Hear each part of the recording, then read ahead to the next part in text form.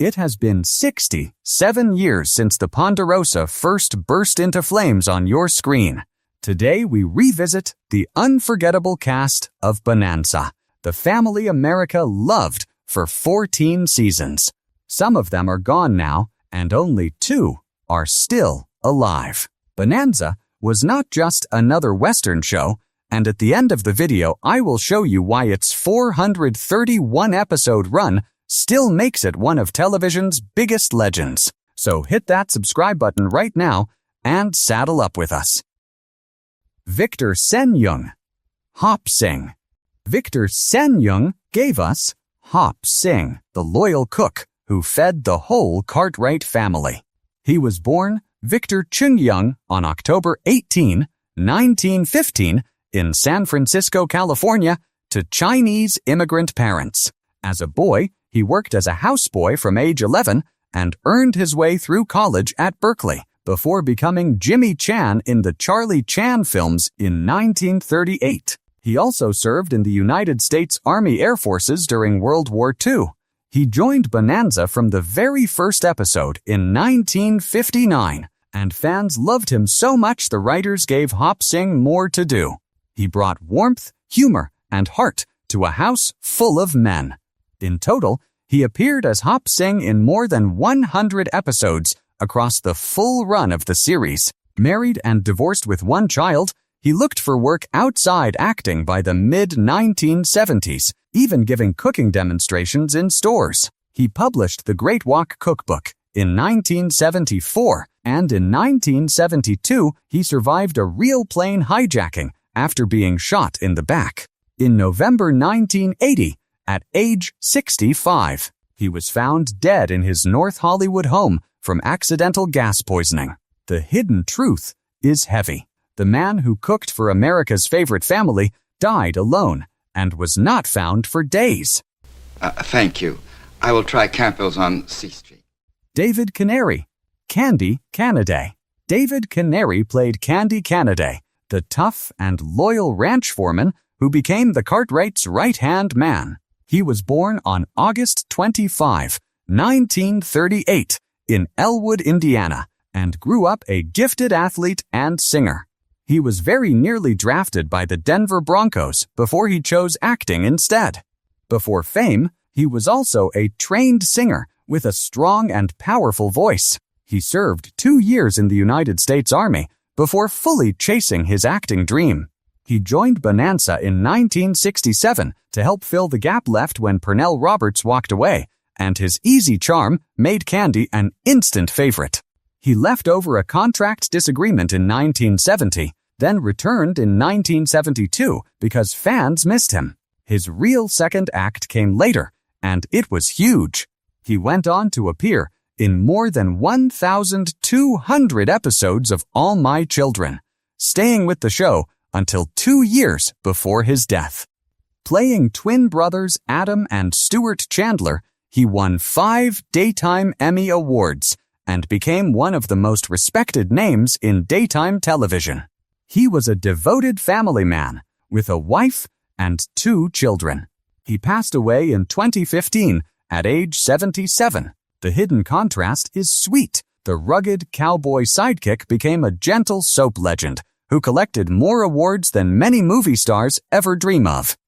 I'm sorry. We'll take better care of him next time. Tim Matheson. Griff King.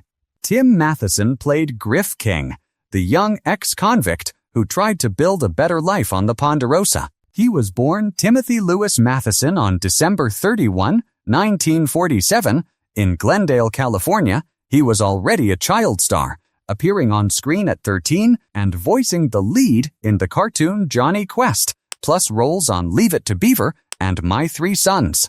He also served a tour of duty in the United States Marine Corps Reserve. He joined Bonanza in its final season in 1972, playing a parolee who reforms under Ben Cartwright's guidance. He was the fresh young face of a fading show, and he used it as a launchpad. After Bonanza, he starred in National Lampoon's Animal House in 1978, then Fletch, and later earned 2 Emmy nominations as Vice President John Hoynes on The West Wing. He even co-owned the famous National Lampoon comedy brand for a few years. He married 3 times and has 3 children. Here is the remarkable part. At 78 years old, he is still working today, starring as Doc Mullins on Netflix's Virgin River since 2019 and appearing in 911 Nashville. The hidden contrast is striking. The newcomer who joined Bonanza in its dying days outlived almost the entire family and is still on your screen right now. At 78, Tim Matheson is still acting every week. Do you still watch him today? Or will Griff King always be your favorite? Tell me in the comments. I couldn't. I promised then, and I promised. Mitch Vogel, Jamie Hunter Cartwright. Mitch Vogel played Jamie, the orphan boy that Ben Cartwright took in and adopted as the youngest member of the family.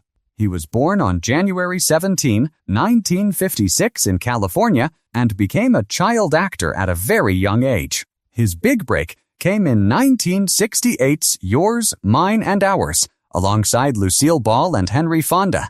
He also appeared in the 1969 film The Reivers opposite Steve McQueen.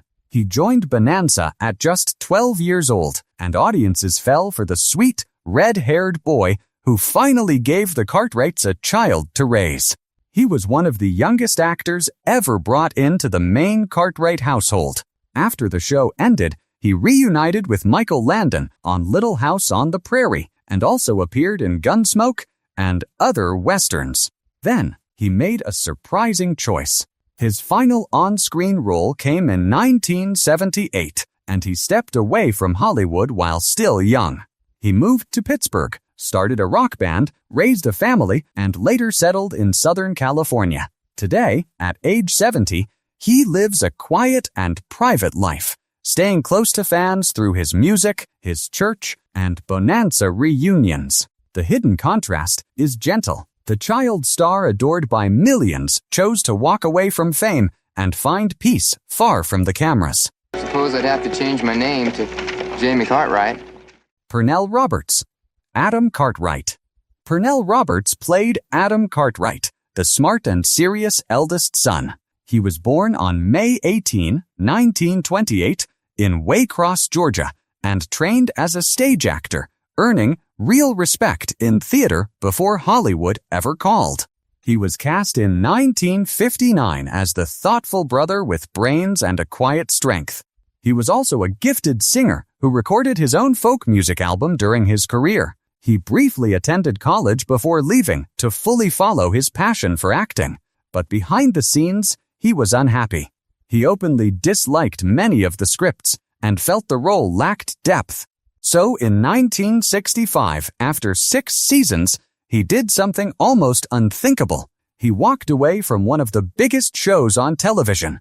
The gamble cost him years of small, scattered work, and he poured energy into the civil rights movement instead. Then came his comeback.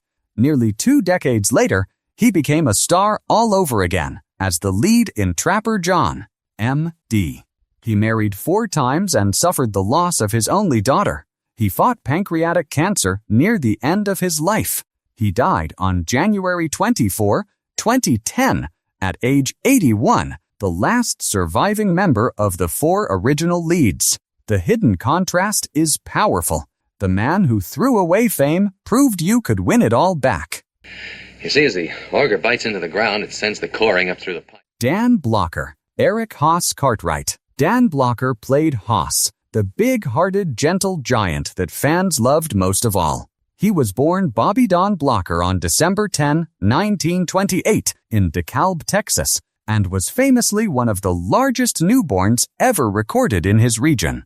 Before Hollywood, he earned a master's degree and worked as a school teacher, a fact that surprised many who only saw The Simple Cowboy. He served in the Korean War and was awarded a Purple Heart for his bravery. His huge frame and warm smile made him perfect for Haas from the 1959 pilot, and he quickly became the emotional heart of the family. He stood around 6 feet 4 inches tall, making him a true giant beside the rest of the cast. He married his wife Dolphia, and they raised 4 children together. He never got a life after the show because tragedy struck at the very top. He died suddenly on May 13, 1972, at just 43 years old from a pulmonary embolism following gallbladder surgery. His loss was so deep that the writers wrote Haas's death into the show itself, so the audience grieved right along with the cast. A chain of family steakhouses was even named in honor of his character. The hidden contrast is unforgettable. The towering, intimidating man on screen was a soft-spoken, college-educated former teacher in real life. Haas was the heart of the Ponderosa for millions. Did his death hit you the hardest of all the Cartwrights? Share your memory of him in the comments. But Roy, that's just the point. We're reporting it missing. Lorne Greene, Ben Cartwright. Lorne Greene gave us Ben Cartwright, the strong and loving father at the center of it all. He was born Lion Hyman Greene on February 12, 1915, in Ottawa, Canada. Before acting, he was Canada's most famous radio newsreader during World War II, with a voice so deep and serious that listeners called him the Voice of Doom. He even founded his own broadcasting school in Canada before moving into acting. He was also known for inventing a special stopwatch that counted backwards to help news announcers time their reports. That commanding voice made him the perfect father figure, and from 1959, he appeared in nearly every single episode as the moral compass of the Ponderosa. Yet by 1967, he admitted he was ready for the show to end, feeling there were other things he wanted to do before it was too late. He surprised everyone by scoring a #1 pop hit with the song Ringo in 1964. Then he reinvented himself once more in 1978, joining the original Battlestar Galactica as Commander Adama. He was married twice and had 3 children. He died on September 11, 1987, at age 72, from complications following surgery. The hidden contrast is quietly moving. The gentle television father everyone trusted first became famous by reading the darkest news of a world at war. The Irish, or the Welsh, or the Chinese? Michael Landon. Joseph Little Joe Cartwright. Michael Landon played Little Joe, the youngest, most charming, and most hot-tempered Cartwright son. He was born Eugene Maurice Orowitz on October 31, 1936, in Forest Hills, New York. He reportedly picked his stage name Landon out of a phone book before his career began. He grew up in Collingswood, New Jersey, after his family moved from New York. Before acting, he was a record-setting high school javelin thrower who won a college scholarship until an injury ended his sports dream and pushed him toward Hollywood. He was cast in 1959 and instantly became a teen heartthrob, but he grew into far more than a pretty face. Behind the camera, he became a powerhouse, writing and directing episodes himself. A hard childhood with a troubled mother shaped him deeply and drove his ambition. After Bonanza, he created and starred in Little House on the Prairie, then Highway to Heaven, becoming one of the biggest stars in television history. He married 3 times and had 9 children. In 1991, he was diagnosed with pancreatic cancer, and he died on July 1st that year at just 54 years old. Across 3 hit series and 30 years, he became a true legend. The hidden contrast breaks the heart. The carefree, smiling Little Joe carried a hard and painful past behind that famous grin. I grew up with him. My father used to breed trotters. The 431-episode legacy. Bonanza ran for 14 seasons and produced 431 episodes, which is a huge reason the show still feels alive to classic TV fans. It was not a short hit that disappeared after a few years. It became part of American family life for more than a decade. Viewers watched the Cartwrights grow, suffer, fight, forgive, and survive together. That long run made the Ponderosa feel less like a TV set and more like a real home audiences visited every week. 67 years on, the Ponderosa still rides through our memories. 4 sons, 1 father, and the loyal faces beside them gave us 431 unforgettable episodes. 2 of those stars are still here today, keeping the flame alive. Subscribe right now before you ride off the Ponderosa.